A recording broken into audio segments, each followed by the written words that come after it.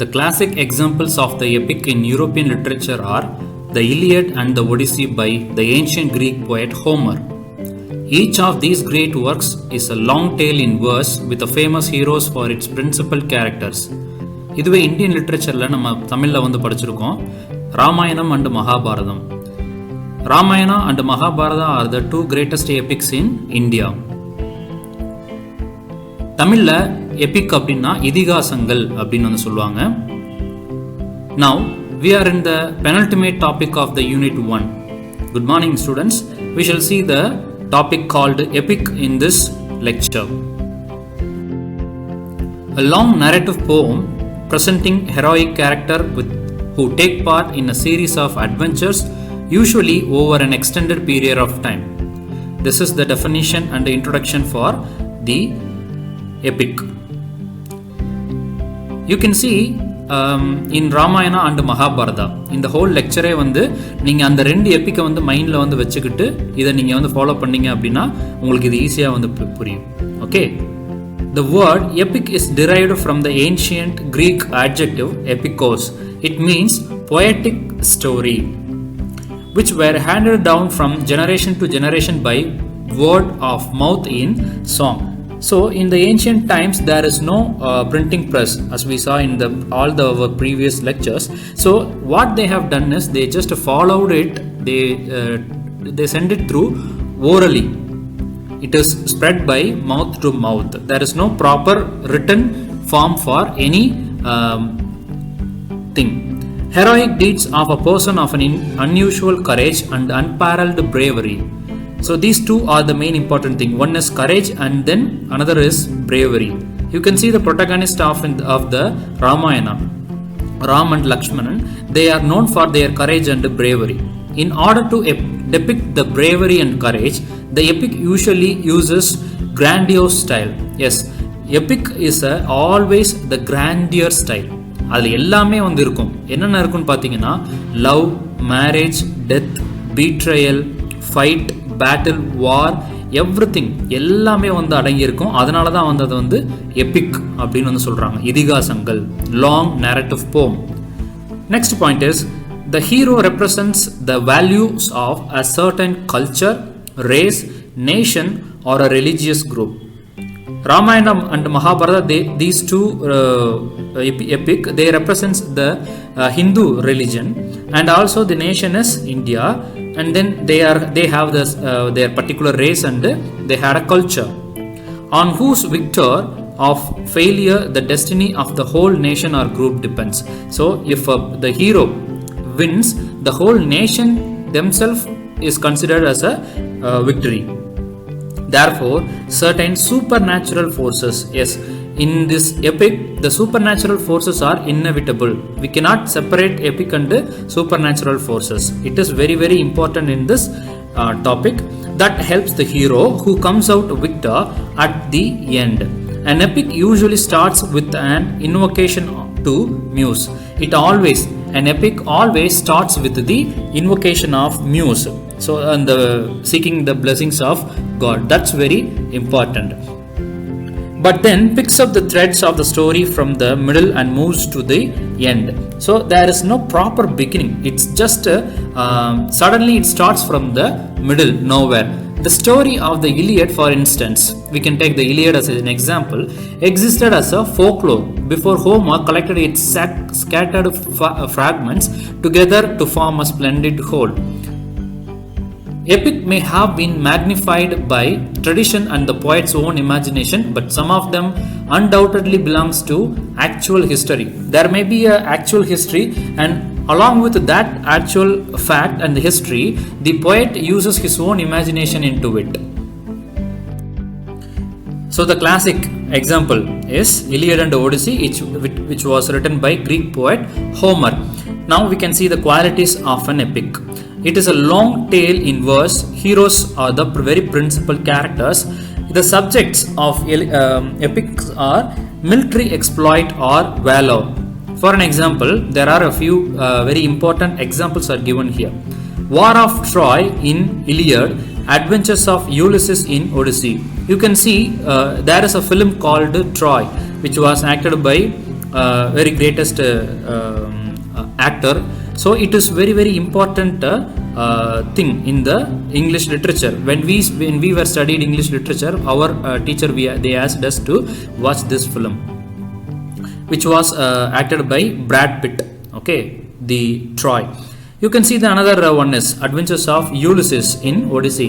Ulysses is also took part in the War of Troy. He is a never-ending adventurer. Even though he had attained his age above 60 or 70, he never stops simply staying in home. He wanted to go for a sailing and he wanted to do some adventures.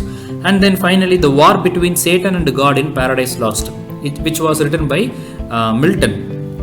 So Milton's Paradise Lost, there the theme is nothing but the battle between Satan and God, the fall of man, the fall of a fallen angel, and so on.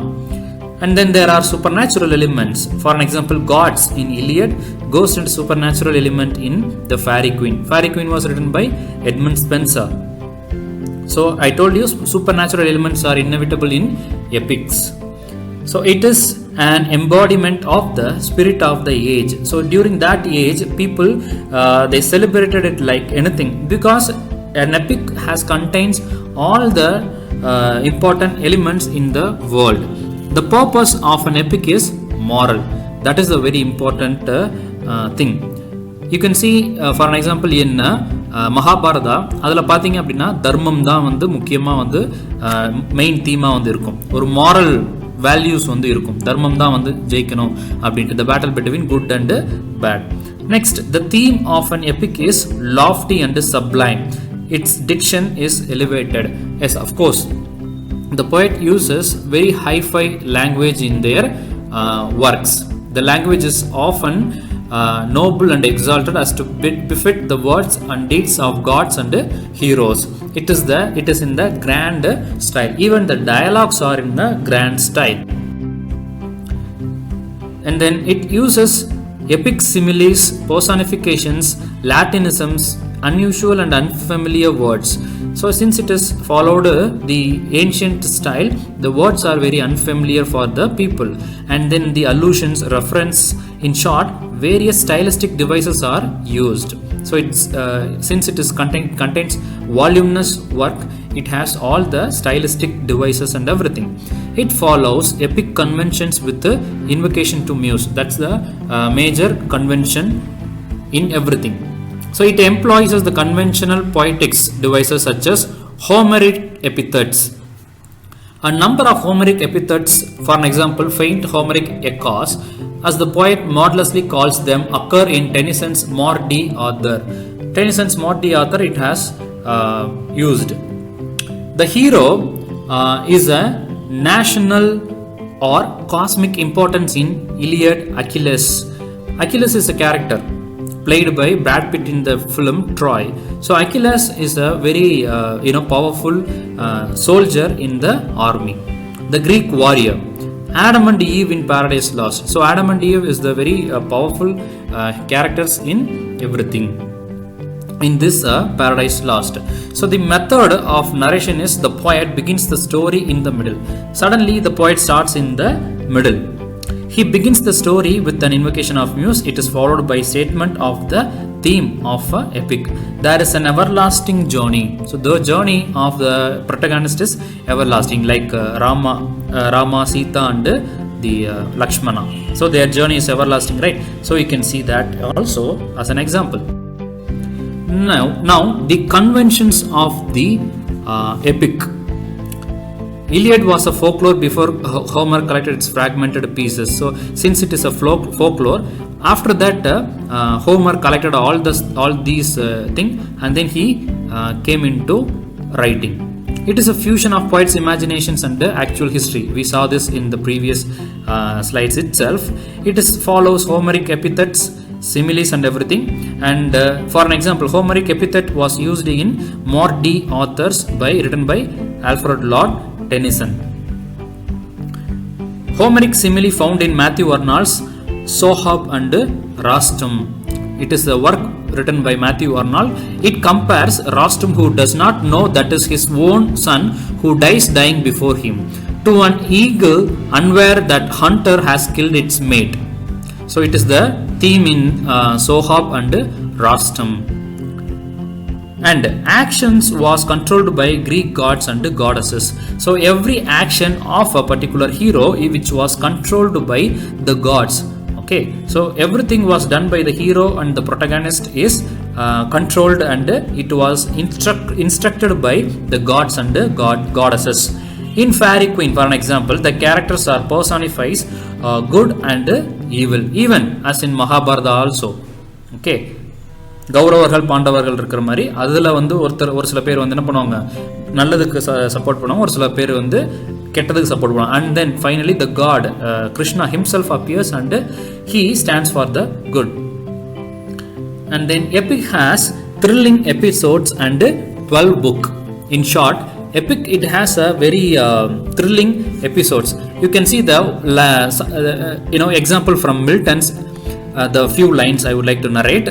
Of a man's first disobedience and the fruit of that forbidden tree, whose mortal taste brought death into the world, and all our woe with the loss of Eden, till our greater man restore us and regain the blissful seat, sing heavenly muse. So this is how a few example lines in the Paradise Lost of Milton. In Fairy Queen, most of the characters are personifies the good and bad. The epic contains numbers of thrilling episodes, mostly 12 books. Adha vandu the basic structure of a epic. It has 12 books. But in the Iliad and Odyssey, they have 24 books each. Both contains 24 books each. The moral purpose is not prominent in early epic. So in the earlier time, it was the moral purpose is not given more important. They just written as it is. Okay, but later in the upcoming times, like in the Milton time, they gave importance to the purpose of moral. So basically, the nature of an epic is it deals with most physical approaches and some heroic and bravery and so on. Because an epic is a story of heroic deeds. ஒரு சில பெரிய ஒரு super human effect பண்ணாதான் வந்து அது வந்து நம்ம வந்து எபிக் அப்படின்றத நம்புவோம். Okay, so it's called heroic poems. அதுக்கப்புறம் Homer's Iliad narrates heroic deeds, the Greek during the war of Troy. Okay, so that is the greatest example. So all the example revolves around that. And then the classical or romantic epic. Despite a number of digressions, the epic has well marked unity and form. It is an organic whole. This unity is provided by the facts that all events and adventures center around the central figure, especially the hero. The epic hero. Indeed, it is on the basis that epic is divided into two classes. First class is the classical epic, and then second one is the romantic epic. The classical epic is coherent and well knit, while the romantic epic is characterized by much incoherence and looseness of structure. There is a confusing diversity of character and action. If there is any unity, it is hard to discover. Spenser's Fairy Queen is instance such a romantic epic. It lacks organic unity. So there is a two kind of epic you can see.